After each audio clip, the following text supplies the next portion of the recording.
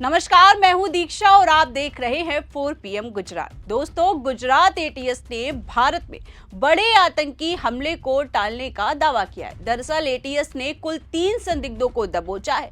ATS के अनुसार मुख्य आरोपी के पास से 2 ग्लॉक पिस्तौल, 1 बेरेटा पिस्तौल, 30 जिंदा कारतूस और 4 लीटर अरंडी का तेल बरामद किया गया है।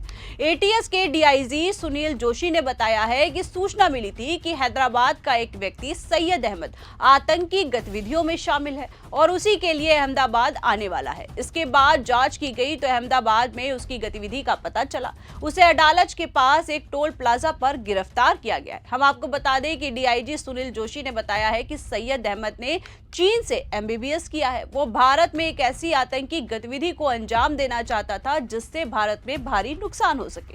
वो कई विदेशियों के संपर्क में था। वो अबू खदीजा नाम की एक टेलीग्राम आईडी के संपर्क में भी था जो कथित तौर पर आईएसकेपी से जुड़ा हुआ है। वहीं आपको बता दें कि उसने रिसिन नामक एक रासायनिक जहर तैयार करने की प्रक्रिया भी शुरू की जो अरंडी के बीजों से बनाई जाती है। वहीं आपको बता दें कि वो हथियार की डिलीवरी लेने अहमदाबाद आया था। ये डिलीवरी उसे कलोल से मिली थी और क्या कुछ कहा है आप भी सुनिए।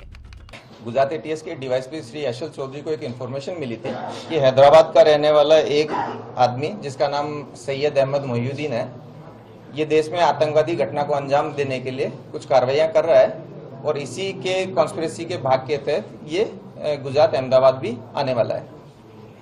इस इन्फॉर्मेशन को सीनियर अधिकारियों के साथ शेयर किया गया, काफ़ी टीम्स बनाई गई, टेक्निकल एनालिसिस किया गया, इसके ह्यूमन इंटेलिजेंस को भी डेवलप किया गया और जाना गया कि ये आदमी जो है इसकी मूवमेंट अहमदाबाद में ही लोकेट हो रही है। जो अलग अलग टीमें बनाई गई थी उनमें से इस आरोपी को अडालज के पास जो टोल नाका है इस पे वॉच रखी गई क्योंकि इसका मूवमेंट उस साइड में आ रहा था। वॉच के आधार पर एक आंध्र प्रदेश नंबर की एक गाड़ी वहां से गुजरती हुई मिली, उसको रोका गया, चेक किया गया तो इसमें जो इन्फॉर्मेशन वाला आदमी है सैयद अहमद मोहिउद्दीन, ये हमें मिल गया। इसको चेक किया गया, सरकारी विटनेसेस के सामने इसकी सर्च की गई तो इसके पास में एक बैग मिला जिसके अंदर एक बॉक्स में अच्छे से रैप किए हुए एक डब्बे के अंदर 3 वेपन मिल गए। ये 2 ग्लॉक थी, साथ में एक बेरेटा पिस्टल है और साथ में 30 राउंड है। इसके साथ साथ एक प्लास्टिक के डब्बे के अंदर लगभग 4 किलो कैस्टर ऑयल भी मिला। इस सैयद अहमद मोहिउद्दीन को एटीएस ऑफिस ला करके डिटेल्ड इंट्रोगेशन किया गया। इसके फोन में भी बहुत सारी चीजें मिली गई, इसके बारे में पूछा गया, इसके इतिहास को जाना गया। तो जो डिटेल्स मिली वो ऐसी थी कि सैयद जो है वो बेसिकली लगभग 35-36 साल की उम्र का एक व्यक्ति है जिसने चाइना से एमबीबीएस किया है। ये काफी पढ़ा लिखा है, काफी रेडिकल मेंटलिटी है इसकी। ये भारत में मोटे प्रमाण में मतलब बड़ी लोगों को नुकसान पहुंचा पाए इस तरह की आतंकवादी घटना को अंजाम देना चाहता था। इसके लिए बहुत सारे फॉरेनर्स के कांटेक्ट में था। अभी जिस व्यक्ति के साथ इसका सबसे ज्यादा लाइव कम्युनिकेशन था वो एक अबू खदीजा नाम से एक टेलीग्राम आईडी थी जिसके साथ एक कांटेक्ट में था, जिसे अपना आमिर मानता था। अबू खदीजा जो है वो आईएसकेपी का हो सकता है, ऐसा इसका मानना है। इन्होंने मिलकर के जो राइजिन एक बहुत ही पोटेंट पॉइजन है उसको बनाने की प्रोसेस इसने स्टार्ट की थी। उसके लिए इसने रिक्वायर्ड कैस्टर सीड्स, एसीटोन्स, क्रशर्स वगैरह वगैरह जो इसको चाहिए वो इसने प्रोक्योर किए थे और वो केमिकल प्रोसेस भी चालू कर दी थी। इस पर्टिकुलर विजिट में इसको ये वेपन की डिलीवरी होनी थी। इन वेपन की डिलीवरी के बारे में जब पूछा गया तो ये कलोल के आसपास से इसको एक लोकेशन पे ये डेड ड्रॉप की तरह ये वेपन मिला था। इसके फोन को और डिटेल से देखा गया तो इसके अंदर एक सस्पेक्ट नंबर भी मिला जो कि इस कंडीशन में इसको उससे कांटेक्ट करना था कि अगर वो ये डेड ड्रॉप नहीं ले पाता है तो। इस नंबर को जब चेक किया गया तो ये नंबर यूपी से मूल इसका एसडीआर होना पाया गया और इसका मूवमेंट गुजरात में होना पाया गया। इसके लिए एक अलग से दूसरी टीम बनाई गई जिसमें DYSP Virjit Parmar, DYSP KP Patel, PI CH Panara और दूसरे हमारे पीआई पीवी देसाई वगैरह, इन सब की एक टीम बनाई गई। इस नंबर को लोकेट करने के लिए जब भेजा गया तो ये नंबर लगभग बनासकांठा के आसपास आया।